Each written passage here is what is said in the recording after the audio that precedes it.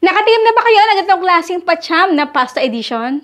Yes, at pachamba-chamba lang muna tayo ngayon. Pero I'll make it sure na talaga namang marami kayong makakain sa sarap. Tomato paste, hipon, alimasag, lemon lime soda. Yan, tingi-tingin na yung mga nabibili natin. At, syempre, spaghetti pasta. Tara na, simulan na natin. Sa hipon na gagawin natin ay tatanggalin natin yung pinakabalat nito. At syempre, yung pinakalikod na black thread nito. Ito guys, huwag nyo ito itatapon. Ilagay nyo ito sa freezer at pwede itong gamitin na pang broth.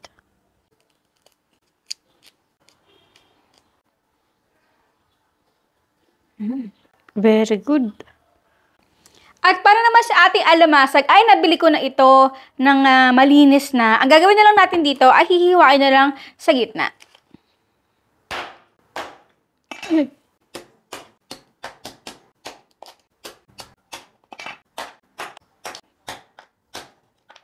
Ayaw. So, dito ay nagpapakulo na ako ng tubig, asin, at ng ating pasta. So, halo-halo ilang natin ito ng konti. At ito lang ito as per the instruction ng package na nabili ninyo. At after 8 to 10 minutes, ay i-check na natin kung okay na yung ating pasta at malambot na. Huwag naman yung malambot na malambot, katamtaman lang talaga. Kapag ito yung pinipigtas natin at kinakain, yung ulan tayong tigas na nangunguya, patayin na natin ang ating apoy. Yan, tapos hanguin lang natin yung ating pasta. Next ay babanlawan natin ito. Ito guys, para lang hindi maging soggy yung ating pasta. Mamaya habang tayo ay nagluluto ng ating sauce. Hanguin na natin. Okay. Then ang next na gagawin natin ay kailangan natin ito takpan para hindi ito mag-dry yung pinakaibabaw o na-expose yung hangin sa ating pasta. Next ay painitin mo muna natin yung ating kawali. Ayaw. Eri sa'yo. Oil. Konti lang. Igasa na natin dito yung ating sibuyas. Garlic. Ilagay na natin dito yung ating tomato paste. At kailangan talaga guys ay gisahin lang natin ito for 3 to 5 minutes para matanggal yung asim-asim ng ating tomato paste. Yan. At since na ito ay pacham, ay maglalagay ako dito ng ating oyster sauce. Mga 1 tablespoon to 2 tablespoon. Ating lemon lime soda. Ang patamis. Haluin natin ito.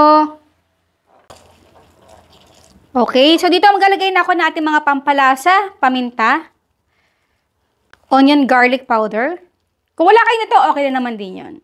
At ng ating beef powder, chicken powder, okay lang naman din. And all-purpose granules.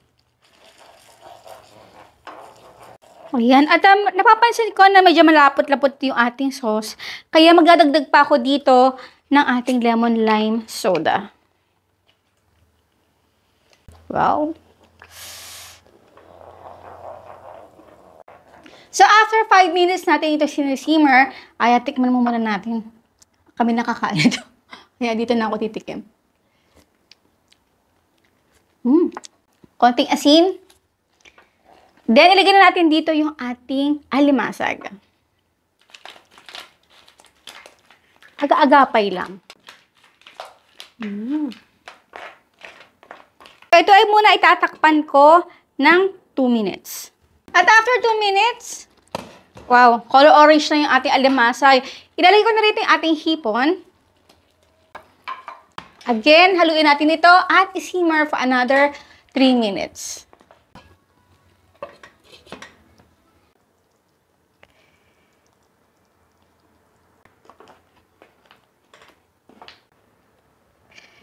Wow. Mukhang mararami. Mukhang marami makakain si Aliana dito. Naka-on pa yung ating apoy into medium-low heat.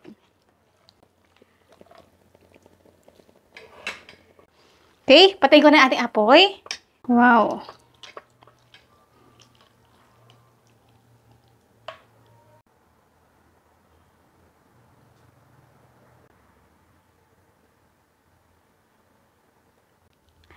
And now is done our Pacham Pasta Seafood Edition. Tara na. Wow. Oh. At maraming pasta.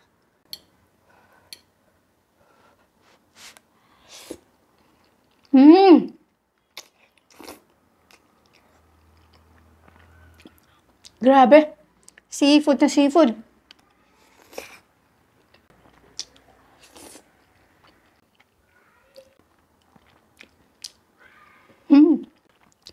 Ito yung challenging eh. Yung alimasag.